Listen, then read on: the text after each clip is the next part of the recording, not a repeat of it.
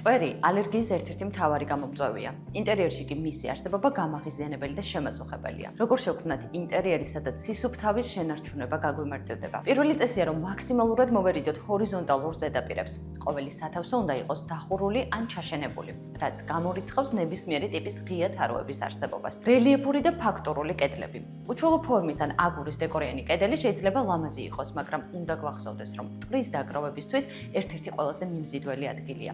ჩაღრმავებებში მარტივად გროვდება მტვერი, გასაწმენად კი რთულად მისადგომია. დამუხტვადი ზედაპირი.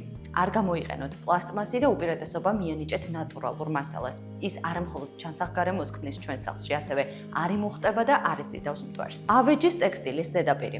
ავეჯზე, რომელზეც შეგვიძლია არჩევანი გავაკეთოთ ქსოვილსა და გლუვ ზედაპირს შორის, უმჯობესია შევარჩიოთ მყარი ფაქტურა და მინიმუმამდე დავიყვანოთ ქსოვილებში მტვრის დაგროვების ალბათობა. არის ავეჯი, სადაც ქსოვილის ზედაპირს ვერ გავექცევით და ასეთია მაგალითად დივანი. ამ შემთხვევაში მნიშვნელოვანი არჩევანი გავაკეთოთ ისეთ ავეჯზე, რომელსაც ზედაპირი მარტივად ეხსნება და გარეცხვის შესაძლებლობას გვაძლევს. ან შევარჩიოთ ტყავის დივანი, რომელშიც მტვერი გაცილებით რთულად შეღწევს. უარი ვთქვათ ნებისმიერი ტიპის ხალიჩებზე. მიუხედავად იმისა, რომ ინტერიერში ხალიჩა ზონირების იდეალური ინსტრუმენტია, მტვრის მთავარი ბუდეა. სითბოს შენარჩუნების მიზნით დაგებული ხალიჩის იდეალური ალტერნატივა იატაკქვეშა გათბობაა. ეს დაშვებული შეცდომების მხოლოდ ნაწილია. ჩვენი რჩევები კი ყოველდღიურია, ამიტომ გამოგვიწერეთ და არ გამოტოვოთ.